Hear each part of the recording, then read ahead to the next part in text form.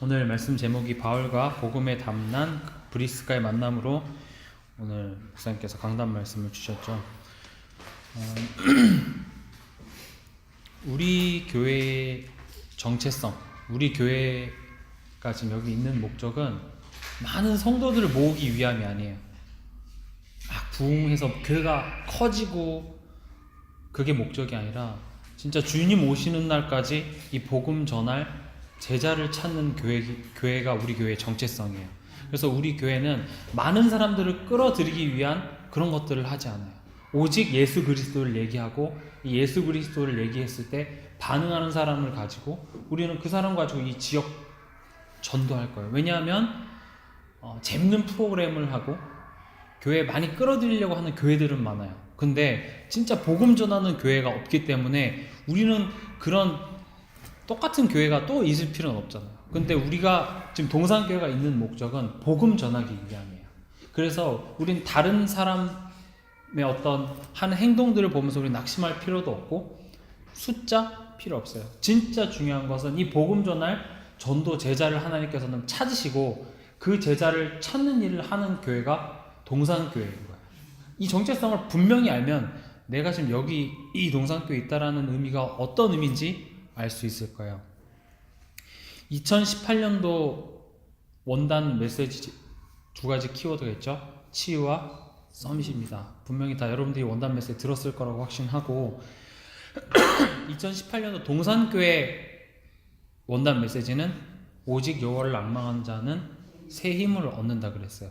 그럼 새 힘은 일단 둘째로 놔두고 오직 여호와를 앙망하는 거에 진짜 큰 의미가 있는 거예요. 영어로 보면 나의 소망을 오직 여호와께만 두라는 거예요.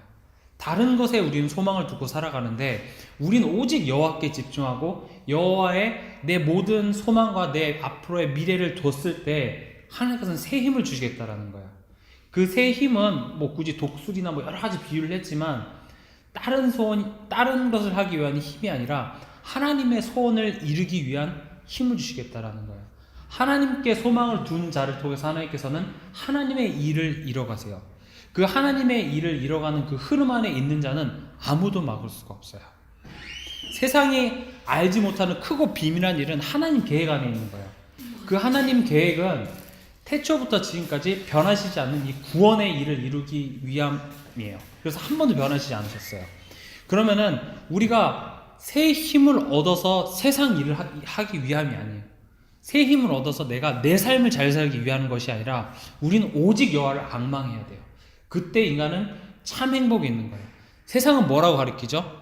내 삶을 열심히 살라 그래요. 내 삶을 살으라 그러고 어차피 한 번밖에 없는 인생이기 때문에 즐겁게 살으라고 해요. 하지만 그건 세상의 방법이고 우리는 그렇게 그러라고 창조되어진 것이 아니라 오직 여호와를 바라보고 오직 하나님께 소망을 두라고 창조된 인간이기 때문에 우리가 거기에 소망을 뒀을 때 당연한 것을 했을 때 하나님께서는 최고의 응답을 주시겠다라고 하는 거예요. 원래 인간은 하나님과 함께 살도록 지었기 때문에 마땅히 인간은 하나님을 바라보고 하나님께 모든 소망을 둬야 된다라는 거예요. 그때 하나님께서는 세계복음화할 힘을 주시겠다라는 거예요. 나를 통해서 하나님께서는 하나님의 일을 하실 텐데 눈에 보이는 어떤 육신의 것 그리고 눈에 보이는 환경에 넘어지지 않을 수 있는 힘을 주시겠다라는 거예요. 풍랑이 닥쳐와도 너가 로마도 보아야겠다라는 하나님의 비전을 주시면서 새 힘을 주시겠다라는 거예요.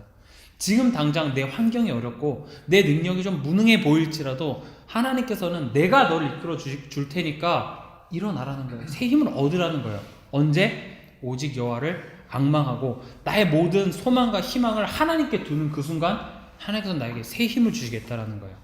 이거를 잘못 오해하면은 내 삶을 살기 위해서 하나님으로부터 힘을 얻으려고 그러면 안 맞는 거예요. 자꾸 안 맞아요. 내 삶을 살기 위해서는 하나님의 힘이 굳이 필요가 없어요. 내가 연봉을 3천에서 4천으로 올리기 위해서는 하나님의 힘이 굳이 그렇게 많이 필요 없다니까요. 자격증 따면 돼요. 아니 이직 잘하면 된다니까요. 하나님이 필요한 순간은 하나님의 자녀가 정말 하나님의 소원을 내 소원으로 품고 내가 생명 살리기 원합니다라고 하고 나갔을 때 그때 하나님의 능력이 필요한 거예요. 그때 하나님의 천군 천사가 필요한 거고 그때 흑암이 꺾이는 거예요. 내가 정말 응답을 받아야 불신자들이 나로 하여금 하나님의 살아계심을 보고 내가 그때 복음을 증거해야 된다면 하나님께서는 내 연봉에도 하나님께서는 축복해 주실 이유가 거기 있는 거고, 내가 좋은 직장을 들어가서 그 좋은 직장 안에 나를 통해서 복음 받을 자가 예배되어져 있다면은 하나님께서는 나를 거기에 보내실 거야. 그럼 여러분들이 거기 들어가기 위해서 열심히 하는 것이 아니라 들어갈 수밖에 없는 그 이유를 붙잡는 게 필요해요. 그 이유를 진짜 붙잡으면 들어가도 되고 들어가지 않아도 상관없어요. 왜냐하면 이제부터 나의 인생이 아니라 하나님께서 이끌어 가시는 인생을 살아가기 때문이에요. 2018년 대청부 표어가 뭐죠? 신앙생활의 서밋입니다. 이 말씀이 응답이에요. 그리고 여러분들의 미래예요. 여러분들의 미래에 일어날 일을 지금 말씀으로 지금 주시고 계시는데 그 말씀이 나와 상관없다? 그렇다면 이거는 여러분들과 전혀 상관없는 일이고 여러분들의 미래 또한도 아니에요. 근데 이것을 나에게 정말 일어날 응답으로 붙잡고, 그리고 이게 나의 미래라고 붙잡으면 여러분들 2018년 12월 31일 되면 여러분들의 신앙생활에 썸밋이 되어 있을 거라고요. 저는 벌써 그 일의 증인이에요. 저는 지금 벌써 이제 5월달 돼가는데 저는 4월달 4개월 만에 저는 제 삶에 있어서 정말 신앙생활에 썸밋이 된 것 같아요. 제가 썸밋이라는 게 아니라 전에 제가 저의 신앙생활의 모습과 지금 저의 신앙생활의 모습을 보면은 정말 어마어마한 변화를 하나님께서는 저에게 주셨어요. 제가 뭔가 대단한 걸 했나요? 아니요. 이 말씀 나에게 이루어질 거라고 저는 응답으로 붙잡았기 때문에 하나님께서 진짜 실제로 저에게 응답하셨어요. 저는 이 말씀은 100% 성취된다라는 말씀을 붙잡았는데 실제로 제 삶 속에서 하나님께서는 100% 성취하시는 걸 저는 체험하고 있어요. 그럼 저한테만 하나님이 역사하시나요? 아니요. 여러분들에게 똑같이 말씀을 주셨기 때문에 여러분들에게 100% 성취하실 거예요. 그거를 하나님께서는 우리의 능력을 요구하시는 것이 아니라 믿으래요. 믿을 때 여러분들에게 성취가 돼요. 그럼 나는 신앙생활에 썸밋이 될 거란 말이죠. 그러면은 나는 이 말씀을 믿으면 돼요. 신앙과 생활입니다. 하나님께서 이루어 가시는 이 말씀의 흐름 속에 내 삶이 들어와 있으면 나의 능력과 상관없이 이 신앙생활의 썸밋은 되어질 수밖에 없습니다. 그리고 여태까지는 나의 삶을 살고자 했다면 이제 나의 삶이 아니라 신앙과 생활이 하나가 될 때, 하나님의 소원 가운데 내가 들어와 있을 때 우린 신앙생활의 썸밋이 되어질 수밖에 없어요. 나중에는 나의 것이 없어지고 하나님의 그 말씀에 붙들려서 살아갈 때 결국 우리는 신앙생활의 썸밋이 되어질 수밖에 없어요. 그게 다니엘서 6장 10절입니다. 그 어떤 문제와 핍박과 환난 가운데서도 전에 하던 대로 하루에 3번씩 창문을 열고 하나님께 기도와 감사함으로 하나님께 나아갔어요. 하나님께 집중했어요. 다니엘이 이렇게 하면 하나님이 나를 사자굴 해서 꺼내줄 거라고 생각해서 했나요? 아니요. 다니엘은 그렇지 않았어요. 오직 여호와를 앙망했어요. 오직 하나님께 집중했어요. 그 이후에 응답 이런 건 관심 없었어요. 왜냐하면 하나님께 집중한다는 그 자체가 가장 행복이었고 그 자체가 다니엘의 인생의 유일한 힘 얻는 시간이었기 때문에 다니엘은 그거 했어요. 그리고 다니엘이 이 땅에 소망을 둔 것이 아니라 천국. 그래서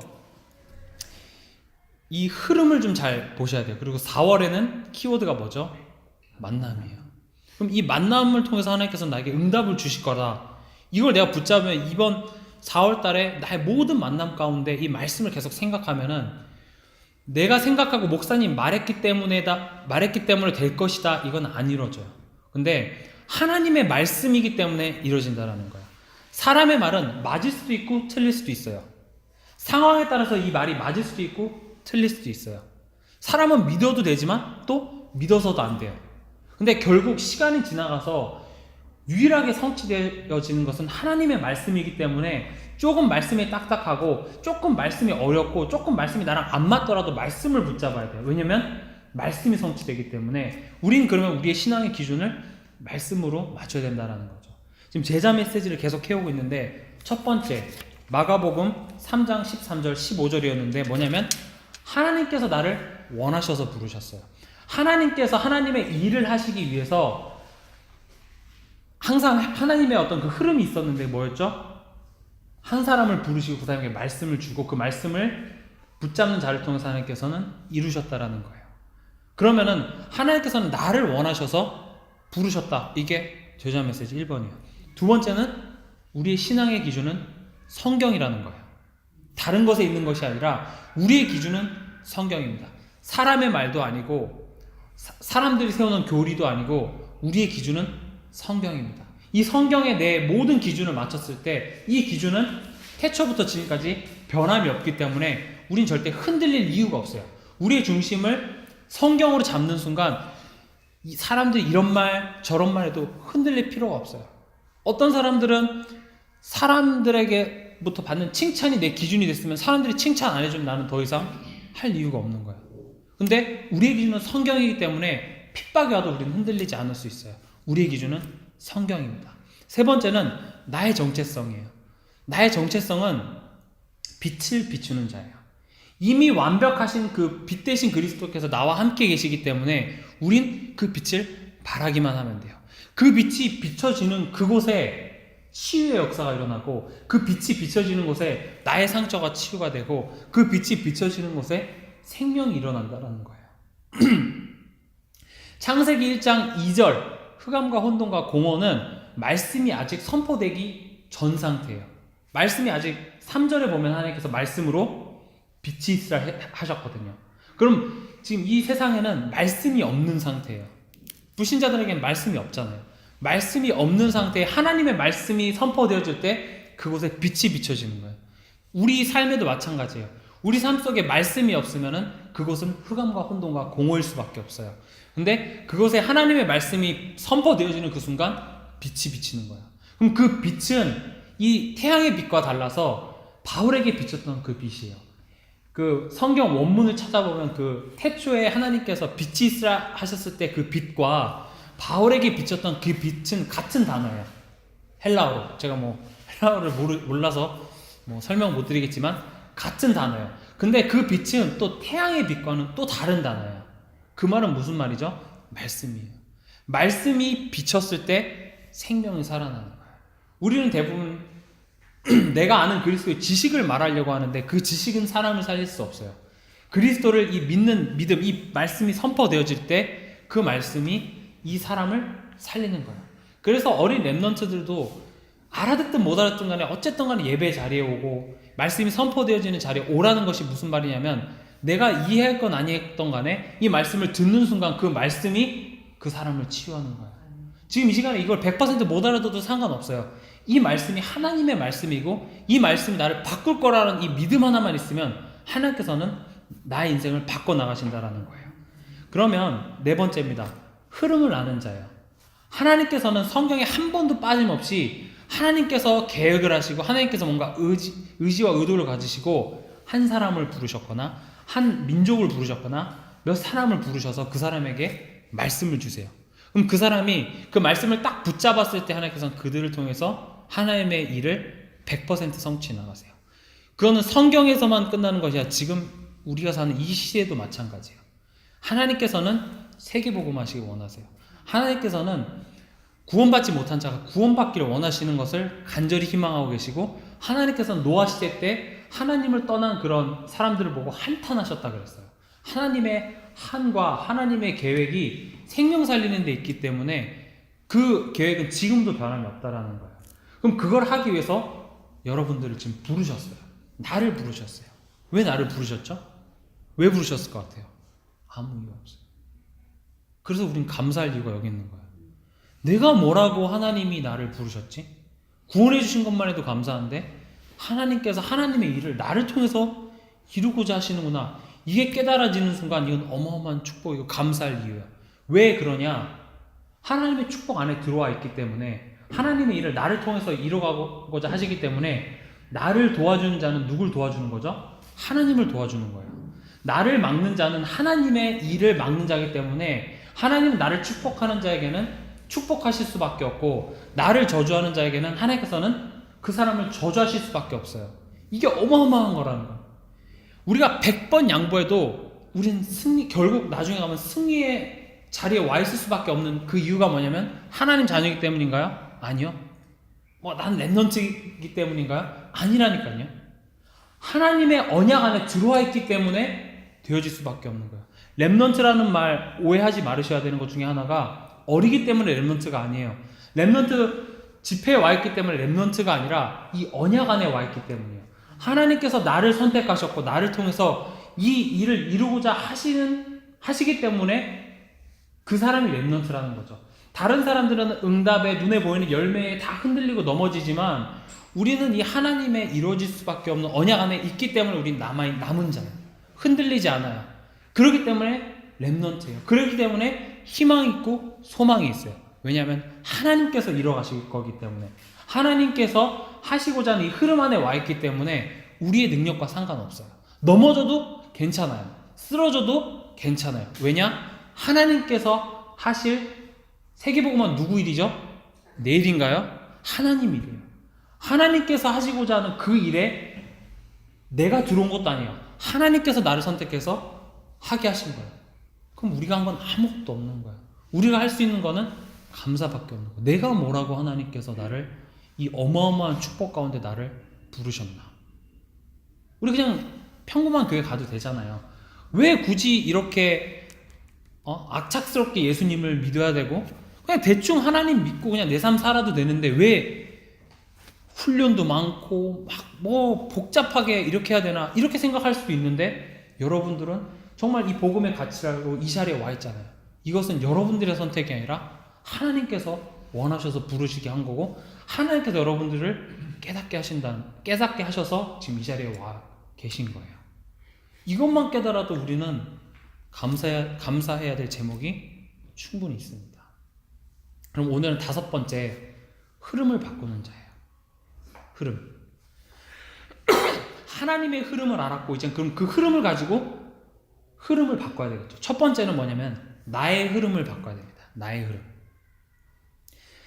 대부분 많은 사람들이 문제 아닌 것을 가지고 자꾸 문제라고 하고 있기 때문에 우리는 갈등할 게 너무 많고 된다 안 된다 이런 얘기를 하는데, 우리에게 있어서 진짜 큰 문제는 뭐냐면 12가지 문제입니다. 12가지 문제 첫 번째 뭐죠? 창세기 3장이에요. 창세기 3장이 어떤 내용이죠? 나중심이에요. 너가 하나님과 같이 된다. 나중심의 세상이에요. 우리가 막 좋을 때는 막 복음이고 그리스도 하는데 나에게 문제가 닥쳐오고 나에게 뭔가 안 맞는, 그리고 나에게 상처되는 일이 딱 벌어지면 우린 바로 쓰러지고 넘어지죠. 하나님 자녀 됐음에도 불구하고. 그래서 결론은 뭐죠? 그리스도가 필요한 거예요. 오직 그리스도만이 나에게 해답이 되는 거예요. 창세기 6장에 보면 뭐죠? 쾌락과 물질 중심인 네피림 시대가 나오죠. 그럼 우리는 어떤 시대에 살아가고 있나요? 당연히 물질 중심이고 쾌락, 그 중심 사회 가운데 살아가고 있잖아요. 근데 알게 모르게 우린 그 중심 사회에 영향을 받고 있기 때문에 계속 거기에 무너져요. 물질 앞에서 한없이 약해지는 내 모습, 돈과 하나님을 항상 저울질하는 나의 모습, 그럴 수밖에 없잖아요.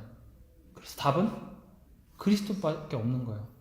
나에게 지금 돈이 없는 게 문제가 아니라 돈과 하나님을 내가 지금 저울질할 수밖에 없는 이 상태가 지금 나에게는 문제인 거예요.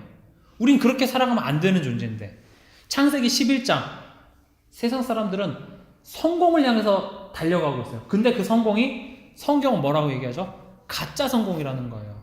하나님 없이 잘 살아보겠다라고 하는 그 자체가 하나님이 가장 혐오하시는 거예요. 가장 싫어하시는 거라고요. 하나님이 한탄하시는 거예요.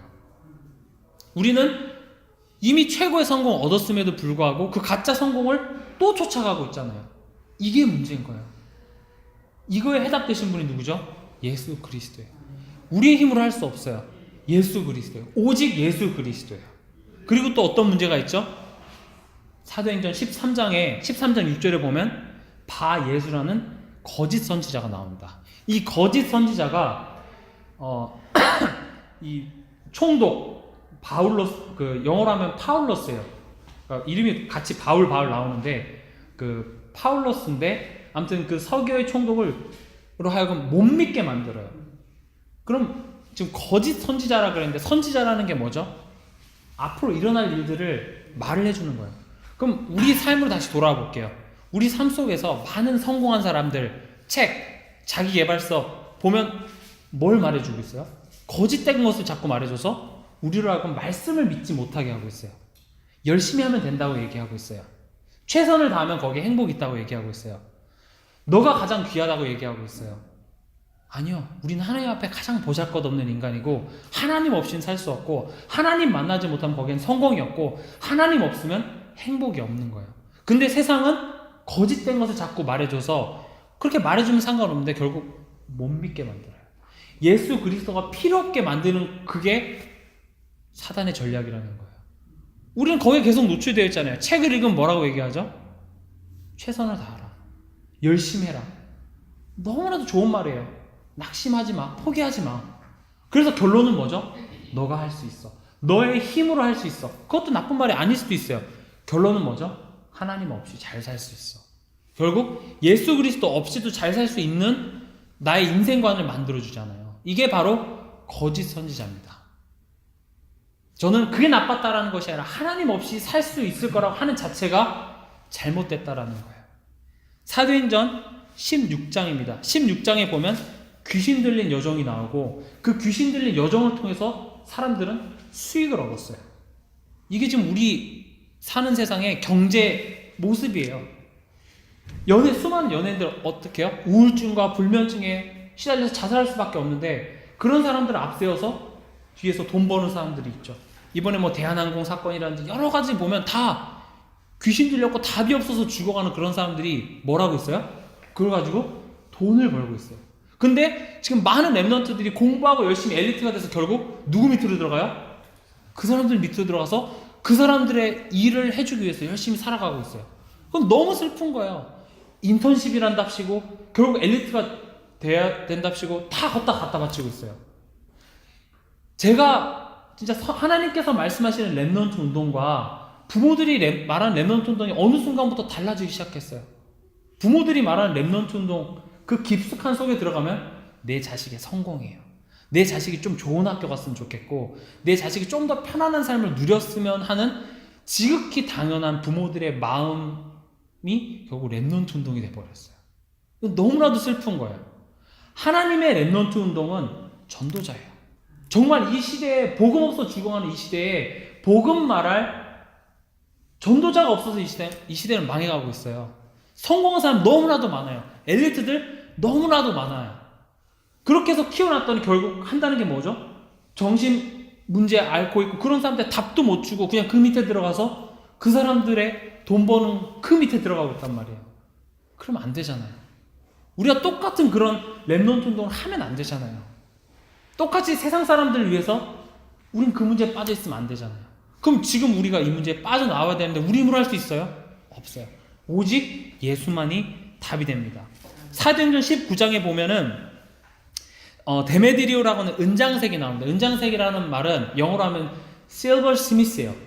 그러니까 은을 가지고 뭔가 만들어내는 사람을 보고 은장색이라고 하는데 뭘 만들었죠? 우상을 만들었어요. 근데 바울과 실라 가서 오직 예수가 길이고 그거는 우상이라고 얘기하니까 이 사람들이 돈 벌 길이 없어진 거예요. 참 우리의 이 시대와 너무 비슷하지 않나요? 결국 은이 뭐죠? 돈이에요. 물질 만능주의, 자본주의 사회에서 이것으로 사람들은 결국 여러분들이 경제를 조금 더 깊이 보고 자본주의 사회를 점점 이해해 보면은 결국 이 돈의 흐름을 만드는 몇 사람만 결국 부자가 되고 나머지는 결국 여기 노예가 만드는 시스템이에요. 그렇다고 해서 이거보다 더 나은 시스템이 있냐? 없어요. 그래서 지금 자본주의 이 체제로 지금 전 세계가 돌아가고 있는데 결국 사도행전 19장이 다 얘기해주고 있습니다. 그런데 문제는 뭐죠? 우린 답을 가지고 있으면서도 이 안에서 허둥지둥 그리고 이 안에서 조금 더 잘 살아보기 위해서 하고 있다라는 거죠.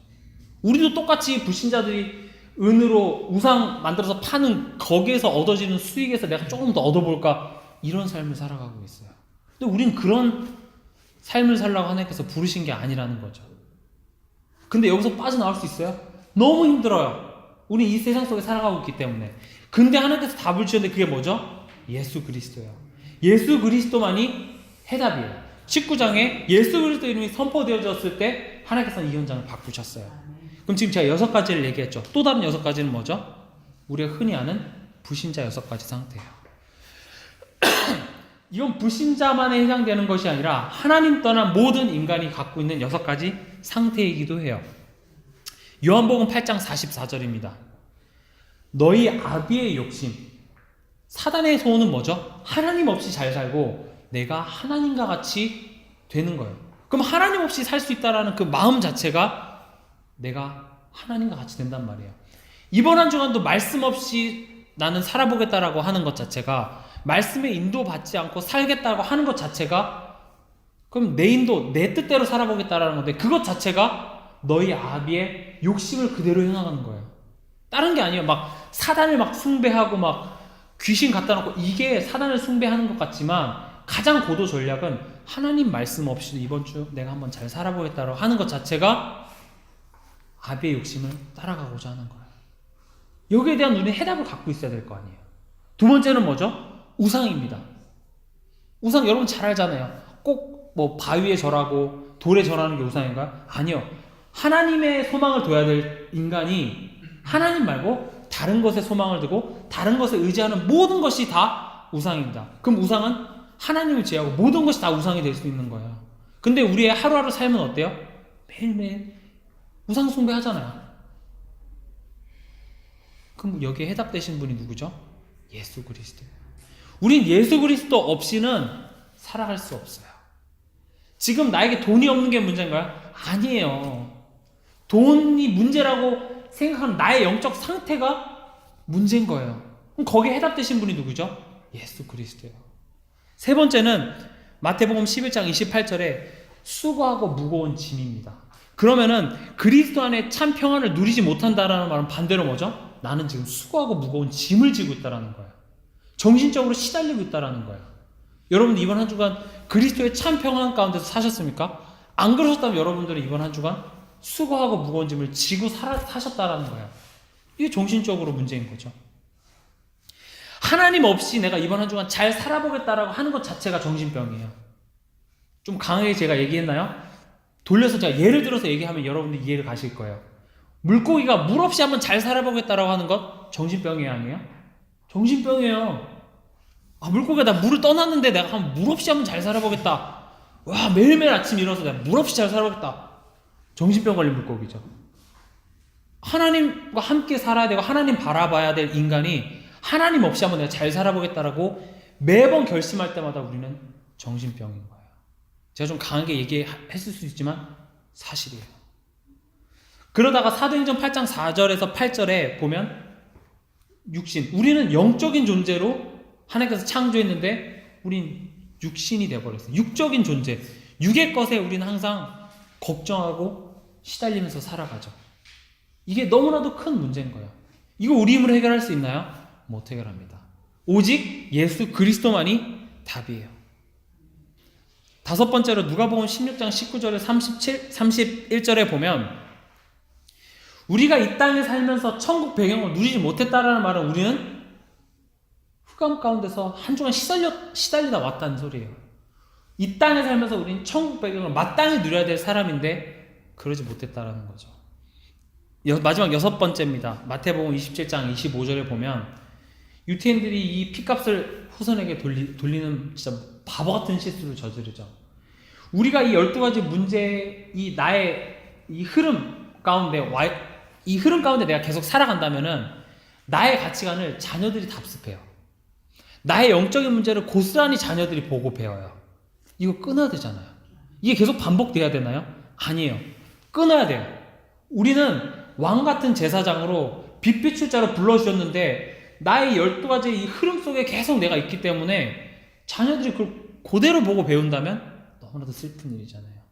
제가 지금 너무 암울한 얘기만 한 것 같지만 어떻게 보면 이게 우리의 진짜 문제고 이것을 해결하신 분이 바로 예수 그리스도예요.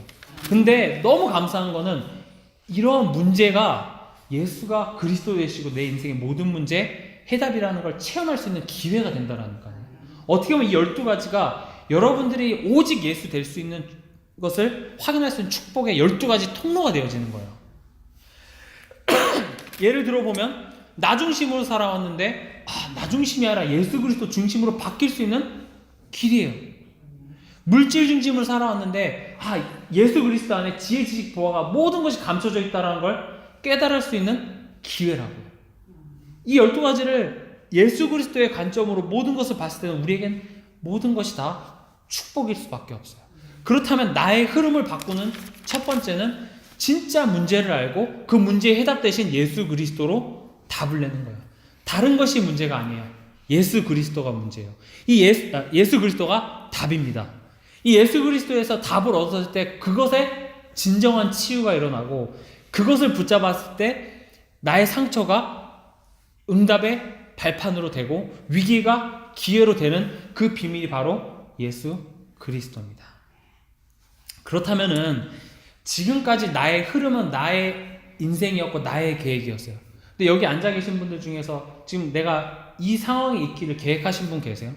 없죠. 훨씬 더 멋있는 걸 계획했고 멋있는 삶을 꿈꿨는데 우리의 삶은 내 뜻대로 되어지지 않아요. 그럼 우리는 영접하는 그 순간 예수님을 나의 주인으로 모셨어요. 그럼 지금부터는 내 인생을 살아가는 것이 아니라 하나님께서 이끄시는 삶을 살아가는 거예요. 그게 내 인생의 흐름을 바꿉니다. 그러면 하나님께서 이끄시는 삶을 살아가기 위해서는 하나님의 뜻을 알아야 돼요.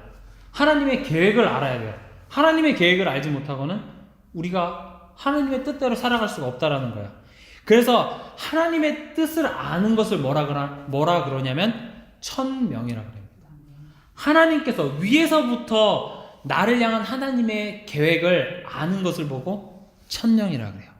여러분들의 쉬운 이해를 위해서 제가 모세를 예를 들겠습니다. 모세 시대 때, 모세가 태어나기 전에, 그리고 모세가 태어났을 때 하나님께서 원하셨던 게 있어요. 하나님께서 무엇을 원하셨죠? 아주 큰 관점에서 봤을 때는 구원이에요. 창세기 3장 15절을 하나님께서는 이루시기를 원했어요. 그러기 위해서는 이스라엘 백성들이 애굽 땅에서 노예가 되면 안 돼요. 왜냐하면 애굽은 메시아가 날 땅이 아니기 때문이에요. 결국 이스라엘 백성들은 가나안 땅으로 가야 돼요. 그럼 출애굽해서 가나안 땅으로 가서 거기에 메시아가 오고 그 메시아를 통해서 온 인류가 구원받는 게 하나님의 천명이었어요. 그 가운데 하나님께서는 누구를 부르셨냐면은 모세를 부르셨어요. 모세를 부른 이유는 아무런 이유가 없었어요. 그건 절대적인 하나님의 은혜였어요. 하나님의 절대적인 계획 안에 하나님이 그냥 부르시는 거예요. 그런 모세에게 하나님께서 그 불타는 떨기 나무 가운데 하나님께서 모세에게 나타나셨죠. 그래서 모세에게 하나님의 천명을 주셨어요. 모세가 그걸 깨달았죠. 하나님이 나를 부르셨구나. 이게 뭐죠? 소명입니다. 하나님이 나를 부르셨구나. 될 수밖에 없는 이 언약. 출애굽은 되나요? 안 되나요? 돼요. 100% 돼요. 막을 수가 없었어요. 그 어떤 것도 하나님께서 하시고자 하는 이 계획을 막을 수가 없는 이 흐름 가운데 나를 부르셨구나 깨닫는 게 소명입니다. 하나님께서는 세계복음화 하세요. 하나님께서는 이 부천지역 복음화를 하시고 우리 가문 복음화, 가정 복음화, 내 직장 복음화를 하시는데 그 가운데서 나를 부르셨어요. 내가 너를 통해서 출애굽 시킬게. 출애굽 넌 그냥 가서 말만 해. 내가 내 백성을 내 능력으로 내 말씀으로 끄집어낼게. 이게 하나님의 방법이에요. 근데 그 가운데 하나님께서는 모세를 부르셨는데 모세가 나를 부르셨구나라고 깨닫는 게 바로 소명입니다. 그 소명을 깨달은 자는 하나님 말씀을 붙잡죠. 하나님 말씀이 이루어질 수밖에 없구나. 그러면 하나님께서 그걸 성취해 나가시는 그 여정 가운데 이건 나의 일이 아니라 하나님의 일을 나를 통해서 이뤄가시네. 이거 깨닫는 게 바로 사명이에요. 내가 뭔가 열심히 해야 되는 그 일이 아니라 하나님의 일을 나를 통해서 이뤄가시네라고 깨닫는 것이 바로 사명이에요. 그러면 나의 지금 흐름을 바꾸는 자인데 지금 나의 인생의 흐름은 첫 번째는 뭐라 그랬죠? 문제, 진짜 문제를 올바르게 깨닫고 그 문제이신 해답 대신 예수 그리스도로 결론이 나는 것. 두 번째는 그러면 나를 부르신 하나님의 천명, 소명, 사명을 깨닫는 겁니다. 그럴 때 어떤 응답이 찾아오냐? 이건 요셉을 한번 예를 들어볼게요. 내가 노예로 팔려간 것 같은데, 그리고 내가 감옥 속에 간 것 같은데 하나님께서 나를 여기 부르신 이유가 깨달아지는 거예요. 그게 응답이거든요. 그럴 때 감옥이 감옥으로 보이는 것이 아니라 하나님께서 나를 여기에 보내신 하나님의 절대적인 이유가 깨달아지는 거예요. 그걸 보고 뭐라 그러냐면 오직이라고 합니다. 아, 하나님 나를 여기 이것 때문에 부르셨구나. 하나님이 지금 여기 나를 통해서 바로 앞에서 하나님의 여호와를 증거하고 이 모든 백성들 앞에 하나님의 이름을 드러내기 위해서 나를 이 자리에 불러주셨구나. 하나님이 나를 가정복음하라고 이 가정에 부르셨구나. 전에는 나에게 원망이 되고 왜 나에게 이 상처가 됐던 이 가정이 하나님이 나를 가문복음하라고 이곳에 부르셨구나 깨달아지는 순간 나에게는 오직의 응답이 오는 거예요. 이거 깨달아졌을 때 그 일은 내가 하나요? 아니요. 하나님의 일이기 때문에 하나님께서 축복하실 수밖에 없어요. 나를 축복하는 자에게는 하나님이 축복하실 수밖에 없는 이유가 이 오직 깨달은 자예요. 그러면은 세상 사람들은 성공하기 위해서 열심히 하지만 이것 깨달은 자는 하나님이 축복하시기 때문에 다른 사람들이 감히 따라올 수밖에 없는 율성의 축복이 찾아오는 거예요. 요셉, 다윗, 다니엘, 성경의 수많은 랩런트들이 보면 세상 사람들이 감히 따라올 수 없는 응답을 받았는데 그 응답의 이유가 뭐냐면 하나님의 오직의 응답을 알았고 하나님의 천명, 사명, 소명을 알았기 때문에 세상 사람들이 감히 흉내낼 수 없는 응답이 찾아오더라 이거예요. 그랬을 때 그 사람이 하나님의 시간표, 오순절날의 이미 이름에 하나님의 딱 시간표가 되는 그 순간 하나님께서 그 사람 통해서 하나님의 일을 이뤄가시는데 새로운 생명이 살아나고 재창조의 역사가 일어나는 거예요. 이것은 성경에서 계속 반복되어진 응답이에요.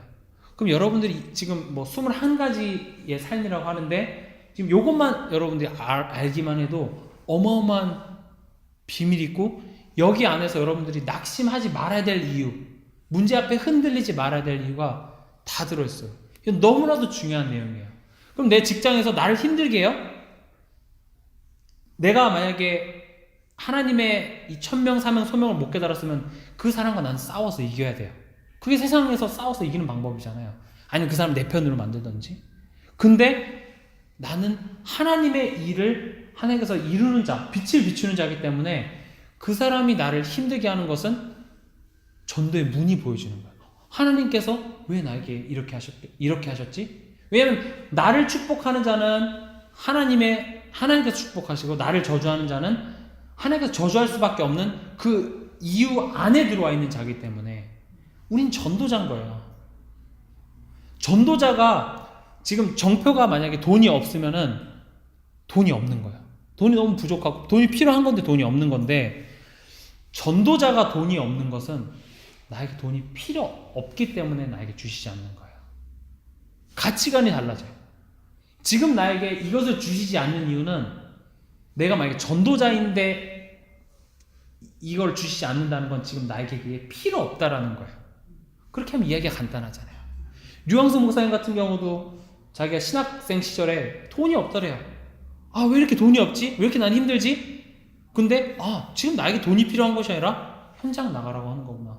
거기서 하나님께서는 큰 축복을 주셨다는 거죠. 그럼 지금 여러분들이 내가 전도자로서 내가 여기에 내 삶을 올인하겠습니다라고 마음 먹는 순간 내게 부족함이 없는 거예요. 하나님께서 나의 모든 것을 아시고 나의 모든 필요함을 아시기 때문에 하나님께서는 이미 주신다니까요. 그럼에도 불구하고 지금 나에게 없는 것은 나에게 지금 필요 없는 거예요. 그럼 그것을 달라고 그것을 문제 삼는 것이 아니라 그곳에서 하나님의 계획을 봐야 돼요. 그랬을 때 내 삶 속에서 내가 진짜 말씀에 집중하고 이 말씀 운동을 해요. 그래서 이 말씀을 통해서 생명들이 살아나고 이것을 내 주변 사람들과 포럼되어지고 이 말씀 운동의 흐름을 내 가정으로 가져가고 내 직업으로 가져가고 그랬을 때 내 지역에서 정말 이 전도의 운동이 일어나는 것을 보고 20가지 전략이라고 합니다. 내 삶 속에서 나 혼자 말씀 운동하는 걸 뭐라고 하죠? 다락방이라고 그래요. 좀 어려운 단어들이 많기 때문에 제가 이걸 쉽게 지금 설명해 드리려고 하는 거예요. 내가 있는 현장에서 나 혼자서 하나님께 내가 집중하는 그걸 보고 다락방이라고 그래요.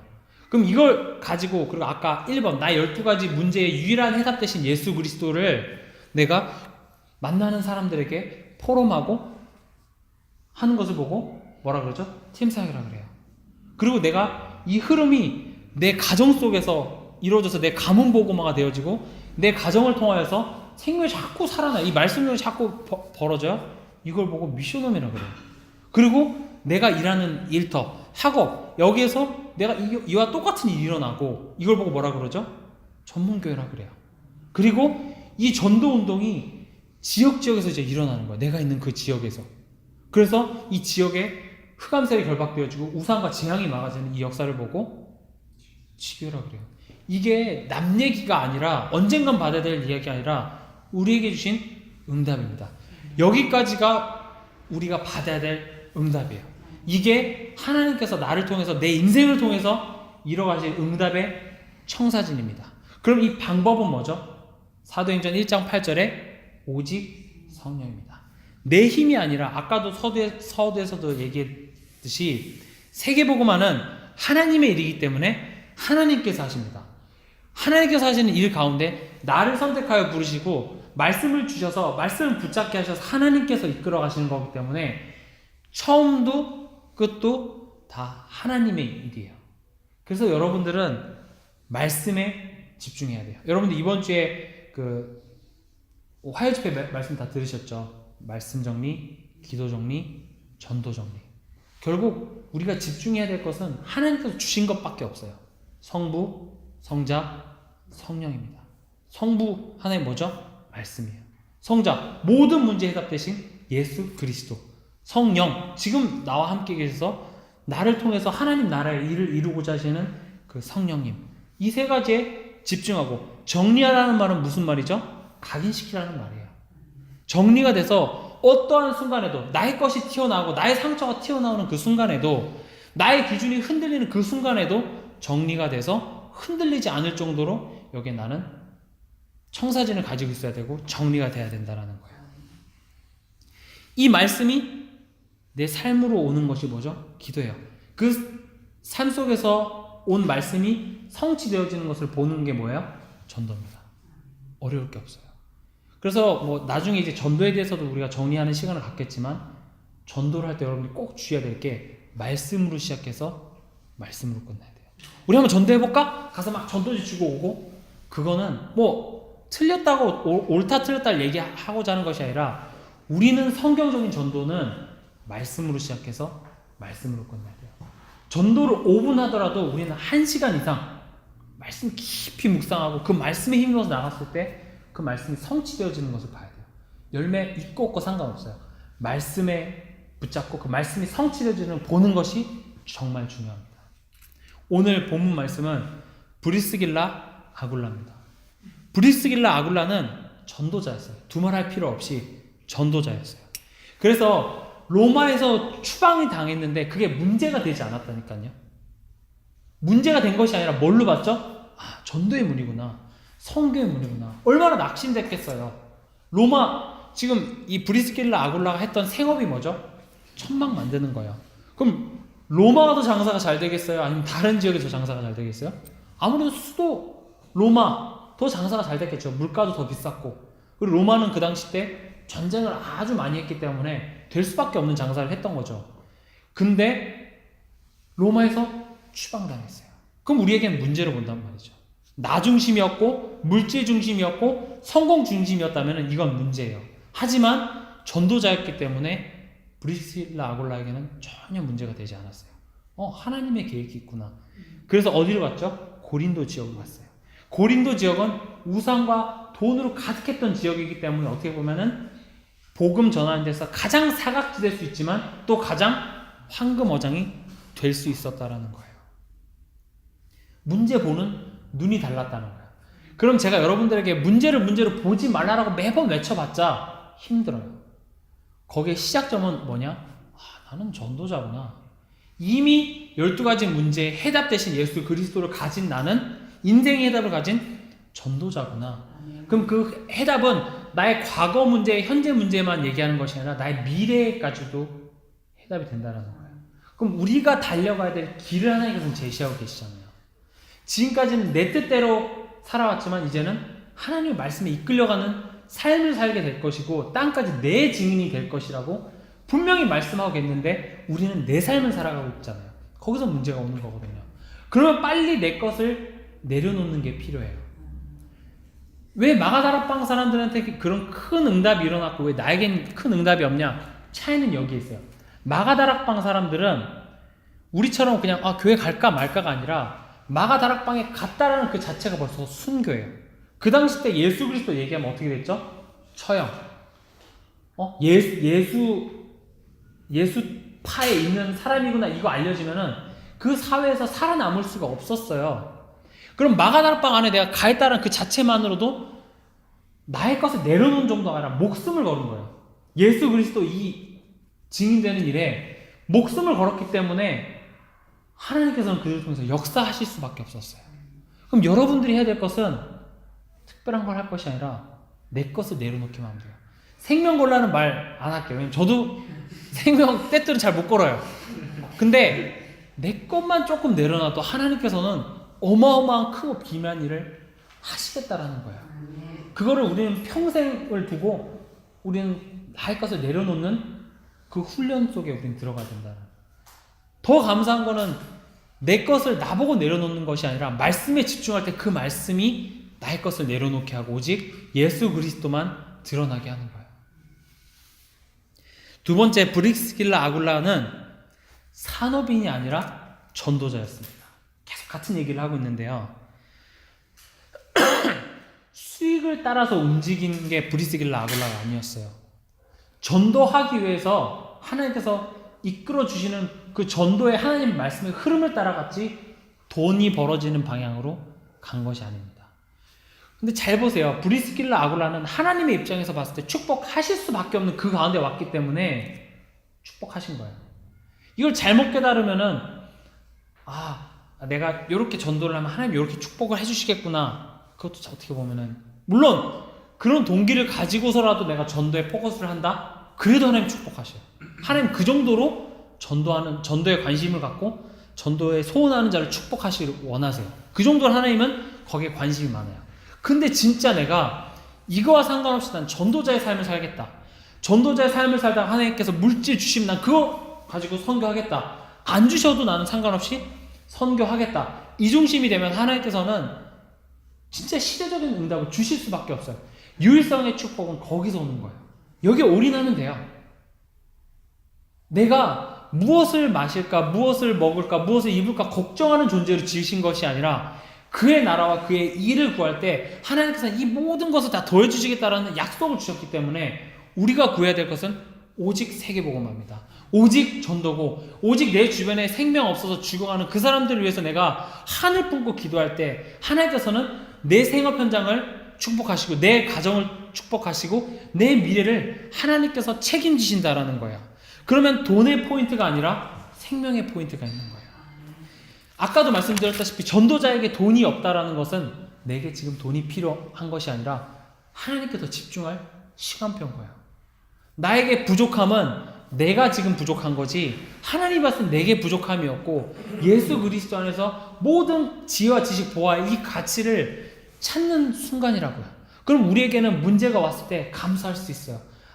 내가 진짜 문제가 오고 내가 이렇게 흔들리는 이것 깨닫게 하시고 예수 그리스도에 올인하는 시간표구나. 그렇게 깨달으시면 돼요. 나의 연약함, 복음 안에서 나의 자랑함이 돼요. 내가 나의 이 부족함을 하나님께서는 나의 부족함에도 불구하고 나를 들어서 쓰시는구나. 내가 아니라 오직 예수 그리스도구나. 내가 부족하기 때문에 나는 오직 하나님만 바라볼 수밖에 없구나. 그럼 우리가 자랑할 게 뭐예요? 나의 부족함이에요. 나의 연약함이에요. 나는 상처 앞에서 또 넘어지고 나는 알면서도 또 이렇기 때문에 나는 오직 예수밖에 말할 게 없다라고 오히려 나의 연약함이 나의 최고의 자산이 된다라는 거예요. 그럼 여러분들의 과거 불평할 필요 없어요. 여러분들의 상처 괜찮아요. 예수 그리스도 안에서는 그 모든 것이 다 축복의 발판이 된다는 거예요. 언제? 여러분들이 전도자로서의 삶을 결단할 때, 여러분들이 내 인생을 하나님께 올인하는 그 순간 나의 과거 모든 것이 축복이 되어진다는 거예요. 그렇게 결단하는 그 브리스길라 아굴라를 하나님께서 누구와 만나게 하시냐면은 이상한 사람과 만나게 하셨나요? 아니요. 시대적인 전도자 바울과 만나게 하셨어요. 바울과. 그럼 여러분들이 정말 이 결단했을 때 만나지는 그 만남들, 했을 때 여러분들이 지금 와 있는 이 교회, 했을 때 목사님, 이거는 시시한 만남이 아니에요. 시대적인 만남이에요. 이 만남을 통해서 하나님께서는 지역 복음화를 하시고 세계 복음화를 하신다라는 거야. 그럼 여기에 올인을 하시면 돼요. 여기에 최고의 헌신을 하면 돼요. 로마서 16장 한번 보겠습니다. 로마서 16장 3절에서 4절 같이 읽겠습니다. 시작. 너희는 그리스도 예수 안에서 나의 동역자들인 브리스기와 아굴라에게 문안하라. 그들은 내 목숨을 위하여 자기 목까지도 내놓았나니 나뿐 아니라 이방인의 모든 교회도 그들에게 감사합니다. 바울은 이들을 뭐라고 표현했냐면 내 동역자라고 표현했어요. 동역자라는 거는 같은 레벨이 있는 거죠. 시대적인 바울이 브리스길라 아굴라를 동역자로 표현했어요. 그럼 적어도 우리가 정말 이 세계복음화를 위해서 내 목이라도 내어놓고 내가 진짜 여기 올인했을 때 우리는 시대적인 전도자, 수많은 목사님들과 우리는 동역자가 되는 축복을 얻을 수 있는 거예요. 진짜 이 전도하는 일을 위해서 내가 그 목사님과 전도자들을 위해서 내 물질뿐만 아니라 내 목이라도 내어놓을 수 있을 정도의 헌신이 되어졌을 때 하나님께서는 쓰신다라는 거예요. 반대로 우리가 그렇게 목을 내놓았을 때 하나님께 쓰신다는 게 아니라 하나님께서 날 쓰시기로 붙잡았기 때문에 그거 깨달았을 때 내 목도 아깝지 않아요. 내 물질이 아깝지 않아요. 왜냐하면 내가 다 드려도 하나님께서는 1000배, 100배를 나에게 축복하실 거기 때문에 축복하지 않으셔도 우리는 이 땅에 소망을 두는 것이 아니라 우리의 소망은 누구에게 있죠? 하나님께 있어요. 우린 죽으면 어디 가죠? 천국 가요.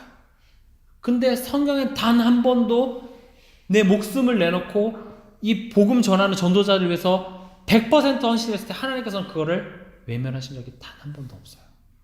심지어 전도자에게 냉수 한 그릇이라도 대접하는 그것도 하나님께서는 잃지 않으시겠다고 성경에 하나님께서는 약속하셨어요. 그 약속이 사실이라면은 우리가 진짜 여기 올인했을 때 하나님께서는 우리를 거지 같은 인생을 만드시지 않는다니까요. 설사 그렇지 아니하실지라도 우리는 올인할 수 있는 믿음을 달라고 기도해야 돼요. 왜냐면은 우린 세상의 것이 우리에게 소망이 아니고 세상의 것이 우리에게 답을 주지 않고 세상의 것이 우리에게 참 평안을 주지 않기 때문에 우린 어디서 모든 해답을 얻었죠? 오직 예수 그리스도입니다. 여기 안에서 참 행복을 얻고 참 답을 얻었을 때 내 주변에 이거 몰라서 죽어가는 영혼들을 보면 하나님의 한탄하심, 하나님의 한을 하나님께서 주실 거예요. 그리고 또 네 번째 누구와의 만남이 있었죠? 아볼로와의 만남입니다. 아볼로는 어떤 사람이었어요? 전도하고 싶으나 예수 그리스도를 올바르게 알지 못했어요. 세례 요한까지밖에 몰랐어요. 예수 그리스도의 죽으심과 부활하심 몰랐어요. 그 사람을 만났을 때 브리스길라 아굴라를 통해서 하나님께서는 또 다른 제자를 키워내셨죠. 이게 우리의 사명입니다. 전도자는 예수 그리스도만으로 행복해야 되지만 또 사명으로 행복해야 돼요. 하나님께서 나를 이 제자 세우는 일에 쓰셨다라 이 사실에 행복해야 되고 나를 통해서 제자가 세워지는 이 일에 행복해야 돼요. 그럼 우리는 많은 사람을 영접시키는 거기서 끝나는 것이 아니라 주님 오시는 날까지 영원히 무너지지 않는 시스템, 즉 제자 세우는 일에 쓰임 받아야 돼요. 하나님께서는 제자를 누구에게 붙이셨냐? 세계복음화에 목숨을 걸고 올인한 이 브리스길라 아굴라에게 아볼로를 붙이셨어요. 아무한테 붙이신 것이 아니라. 말씀을 맺겠습니다. 하나님께서는 우리를 통해서 제자를 세우시기 원하세요. 더 궁극적으로는 하나님께서는 하나님의 일을 하시는데 그 일 가운데 우리를 부르셨어요. 아무 이유 없이 하나님의 은혜로 나를 불러주시고 하나님의 은혜로 이게 믿어지게끔 하셨다라는 거예요. 그 믿어진 나는 그 흐름 속에 있는 나의 과거, 현재, 미래 모든 것은 축복입니다. 우리를 축복하는 자는 하나님께서 축복하신다고 약속하시고 계시고 우리를 저주하는 자는 하나님께서 저주한다고 하나님께서 약속하시고 계시기 때문에 우리가 해야 될 일은 아무것도 없고 단 하나님께 집중하는 일밖에 없습니다. 이것에 절대 흔들리지 않으시길 바랍니다. 기도하겠습니다.